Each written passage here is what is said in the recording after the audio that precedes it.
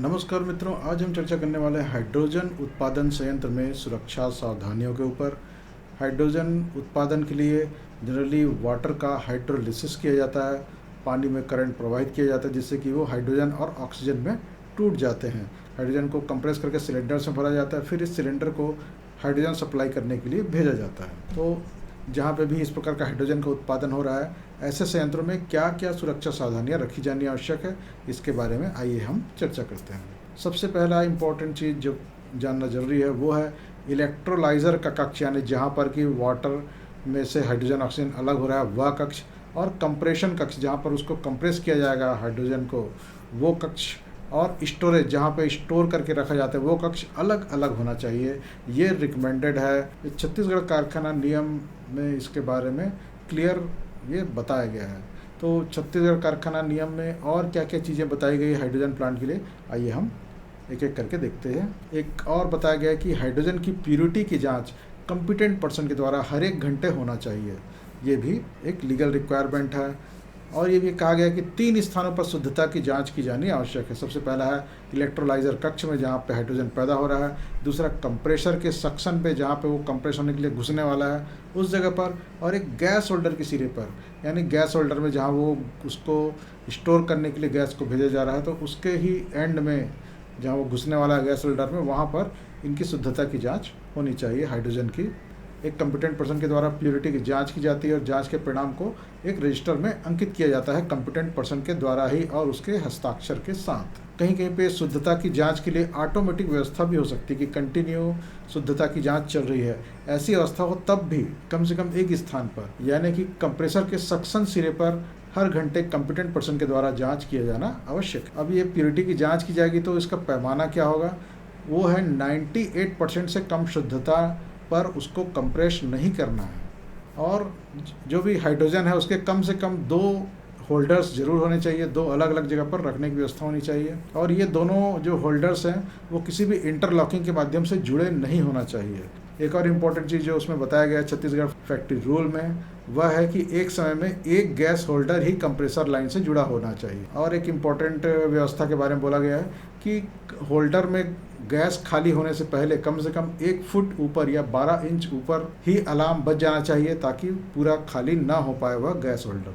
और एक इम्पॉर्टेंट चीज़ है कि जब ये उत्पादन किया जाता है इलेक्ट्रोलाइज़र में तो वहाँ पर पानी के साथ साथ कास्टिक सोडा भी डाला जाता है, तो उसका जो ग्रेड है कास्टिक सोडा का वह फार्मास्यूटिकल लिमिट के भीतर उसकी रासायनिक शुद्धता होनी चाहिए। ये भी रूल में बताया गया है।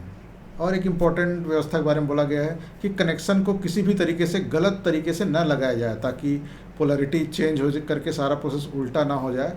इसलिए जो इलेक्ट्रिकल कनेक्शन हो उसको इस प्रकार से होना चाहिए कि वह सही जगह ही फिट हो पाए और उसका दूसरा विकल्प ना हो पाए। एक और इम्पॉर्टेंट चीज़ बोला गया है कि जो भी पाइपलाइंस है जिसमें ऑक्सीजन जा रहा है या हाइड्रोजन जा रहा है उसका रंग हमको दूर से ही अलग अलग दिखाई दे जाना चाहिए ताकि पता चल जाए कि ये कौन सा लाइन है हाइड्रोजन का या ऑक्सीजन का। और कहीं पे भी अगर हाइड्रोजन का जो पाइप है उसके किसी भी जॉइंट से अगर लीकेज का पता चल रहा है कि वहाँ से रिसाव हो रहा है, फ्लेंज गैसकेट इत्यादि जो भी प्रॉब्लम है, उस पार्ट को बदल देना चाहिए।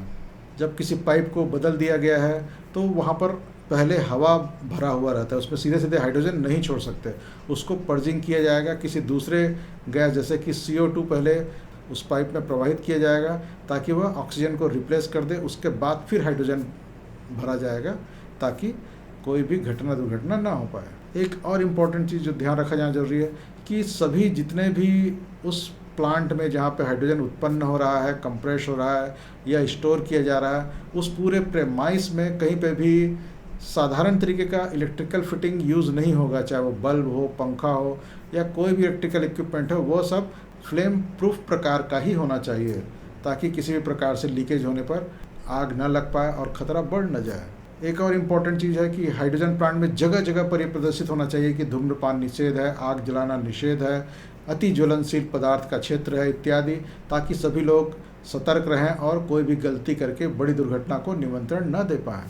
हाइड्रोजन प्लांट के अंदर या बाहर कोई भी प्रकार का हॉट वर्क करना है जैसे कि वेल्डिंग, कटिंग, ग्राइंडिंग इत्यादि जिसमें कि आग उत्पन्न होने की संभावना रहती है, या तो उस काम को करना नहीं चाहिए, या जब करना आवश्यक हो जाता है तो फिर पूरे उस वातावरण को हाइड्रोजन गैस के से मुक्त करके पूरी तरीके से सुरक्षित करना आवश्यक है। उसके बाद ही इस प्रकार का हार्ड वर्क वाला कार्य शुरू करना चाहिए।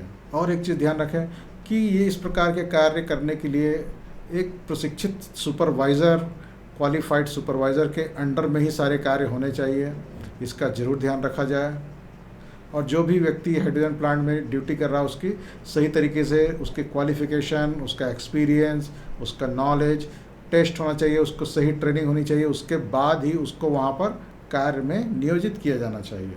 और जो भी गाड़ियाँ वहाँ पर अंदर जा रही है वो उसमें उन गाड़ियों के एग्जॉस्ट पाइप में स्पार्क अरेस्टर लगे होने चाहिए ताकि उन गाड़ियों के कारण आग न लग पाए।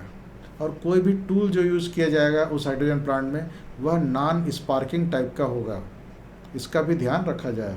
तो मित्रों, ये रहे हाइड्रोजन प्लांट से संबंधित सुरक्षा सावधानियाँ।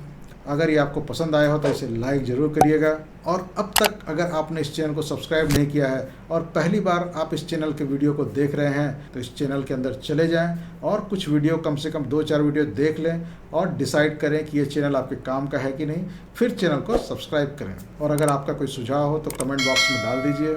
मित्रों, अगर आप एक सेफ्टी ऑफिसर हैं या फैक्ट्री मैनेजर या ऑक्यूपायर हैं तो आपको अपने प्लांट में सेफ्टी ट्रेनिंग के लिए पीपीटीज़ की आवश्यकता ज़रूर पड़ती होगी। अगर आपको रेडीमेड पीपीटीज़ चाहिए, वो भी हिंदी भाषा में चाहिए, तो उसके लिए आपको एक सोर्स यहाँ पर दिया जा रहा है जो कि डिस्क्रिप्शन बॉक्स में उसका लिंक भी दिया गया है। उस वेबसाइट का नाम है safetytraininghindiPPT.com, जहाँ पर आप ढेर सारे रेडीमेड पीपीटी हिंदी भाषा में पाएंगे और साथ ही हिंदी भाषा में ही सेफ्टी से रिलेटेड बहुत सी बुकलेट भी आप डाउनलोड कर सकते हैं। तो मित्रों, आज के लिए इतना ही। मिलेंगे अगले वीडियो में, तब तक के लिए नमस्ते जी, जय हिंद।